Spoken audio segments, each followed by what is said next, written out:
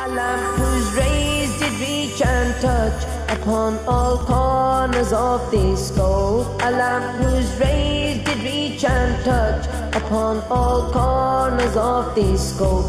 You are the light that's in our hearts, Habibi ya Rasulallah. Nahmaduhu wa nusalli wa nusallimu ala sayyidina wa maulana Muhammadin رسوله النبي الأمين المكين الحنين الكريم الرؤوف الرحيم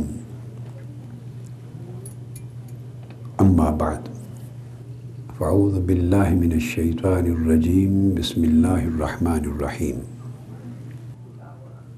أم كنتم شهداء إذ حضر يعقوب الموت إذ قال لبنيه ما تعبدون من بعدي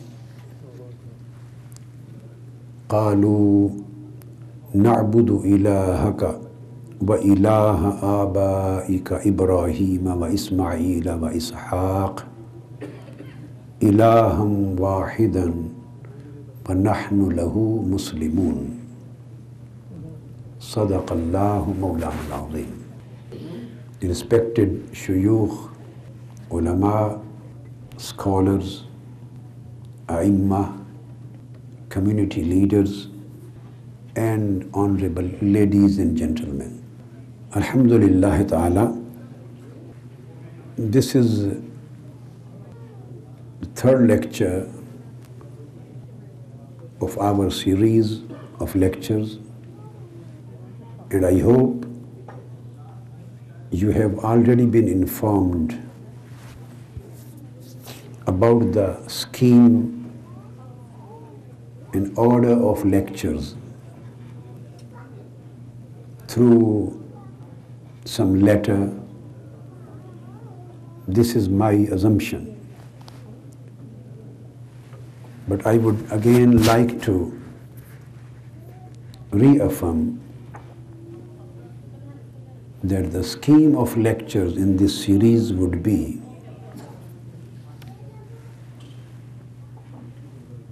these first 2 or 3 lectures, and today's lecture would be the last of that part. These lectures deal with the subject of authority of Sunnah in the light of Holy Qur'an. After clarifying the position and status of the significance of Sunnah and its authority, and I will emphasize and I will try to substantiate and explain this topic just in the light of Qur'an. I will quote the hadith of Holy Prophet sallallahu alaihi wasallam in order to elaborate the idea, to substantiate the main theme, to explain and exemplify whatever it has been, whatever I have established through Holy Quran.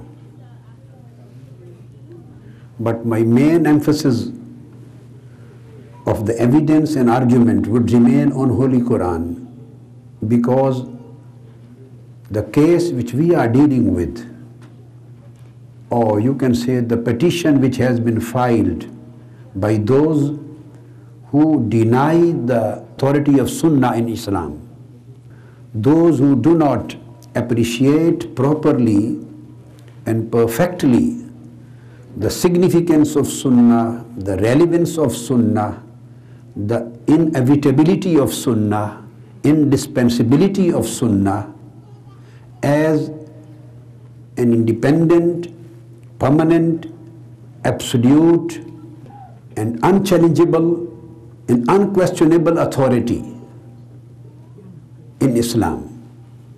So those who do not, who are unable to appreciate this position and authority of Sunnah, since they are challenging the authority of Sunnah itself, So it would not be appropriate to establish the authority of Sunnah through Sunnah and Hadith. Because according to them, Sunnah itself is in question. This is the basic problem. They don't appreciate the link between Qur'an and Sunnah. They are unable to understand the indispensable relationship, reciprocal relationship, interdependent relationship of Qur'an and Sunnah. They don't understand. What they say that we just accept Qur'an. We just accept the authority of Qur'an in order to establish the laws of Sharia, the rules of Sharia, the matters of faith, Islamic faith, whatever we want to derive, we would like to derive it just from the text of Qur'an. They don't give the same weightage to the text of Sunnah as they give to Holy Qur'an. So that's why I chose to establish the authority and significance of Sunnah through Qur'an and not through Sunnah and Hadith. If I take the matter of Hadith, then the evidences can go beyond 1,000 just on this particular single subject. So my concentration would remain on Qur'an, but I would quote Hadith and Sunnah to elaborate, to exemplify and to substantiate the thing. I hope this would be the last lecture on this particular topic. Next two lectures would be on the subject of history of compilation of Sunnah.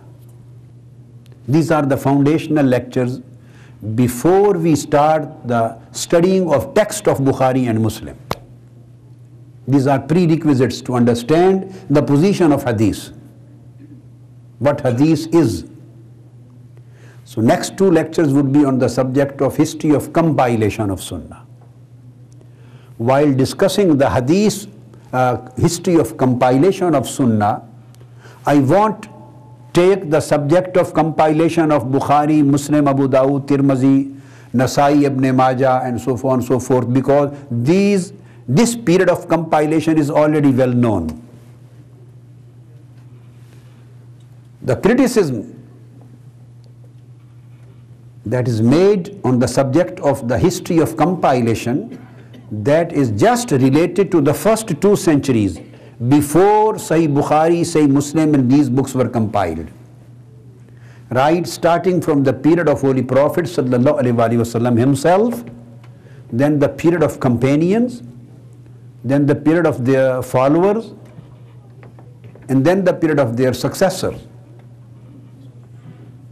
This is Ahdul Sahaba, Ahdul Risala, Ahdul Sahaba, Ahdul Tabi'een, Ahdul Atba'i Tabi'een. Before Imam Bukhari and Muslim, they both start their work of compilation. So these first 2 centuries, normally it is wrongly perceived that there is a vacuum when a hadith of Holy Prophet ﷺ did not exist in written form.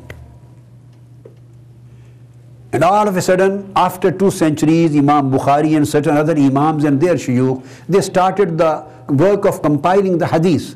So they think because of this you can say so-called or self-perceived period of which they say vacuum. So I would try to fill that period. So my discussion would be just confined to those first 2 centuries. And we will try to rebut and refute the allegation that hadith was not in recorded form in first 2 centuries. So we have to establish this thesis that it was existing in a full recorded form even in the Holy Prophet's period, then companions' period, then the period of their successors and the period of their followers. So there was never any vacuum as far as the hadith records are concerned. So we will deal, 2 sessions will deal with this aspect.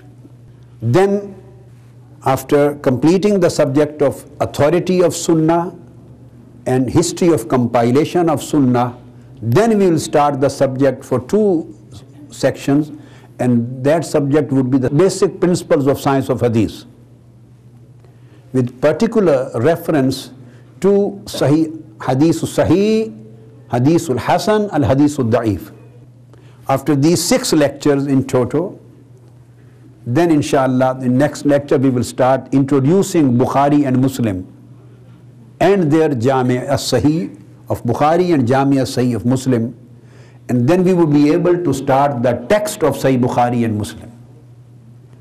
When we will start the study of textual study of Bukhari and Muslim, of course, inshallah, I will take into consideration remaining 4 books of Siyasitta. All with me, main text for study would be Bukhari and Muslim, and Abu-Dawood, Tirmidhi, Nasai and ibn-majah would be included in our study just to interpret the things, to elaborate the things, to substantiate the things.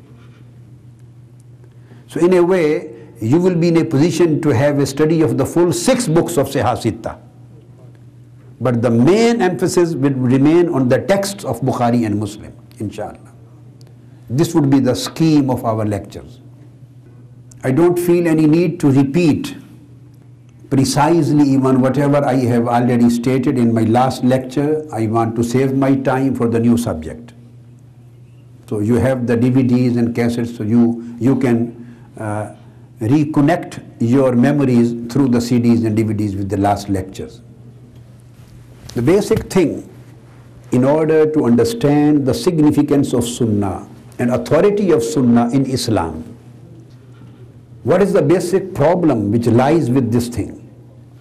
The basic problem which becomes an intercepting factor, intervening factor, which becomes, you can say, a main hindrance in order to appreciate the status of Sunnah and the significance of Sunnah and authority of Sunnah. The factor behind it is that some people, they are unable to appreciate the status, esteemed status and esteemed station of prophethood and risala and messengership. These 2 concepts are deeply and interdependently connected with each other. They are reciprocally interlinked. You can't separate these 2 concepts from each other. The concept of risala and concept of sunnah or authority of Sunnah. If you are able to appreciate the real significance of the status of Risala in the teachings of Islam, you would never get confused in order to appreciate the authority of Sunnah and its status. That is the main root cause why people get confused on the subject of the authority of Sunnah, because they have not properly appreciated the concept of Risala. And unfortunately, why they are unable to understand and appreciate the concept of Risala? Again, there is a question. Answer to this is that they are unable, or they have not been enabled through the scholars, by the some scholars and the preachers and the speakers and many books written on these kind of subjects. They have not been enabled to understand and to appreciate the necessary and indispensable and reciprocal, I am using 3 words, necessary, indispensable and reciprocal, interdependent relationship between Tawheed and Risala.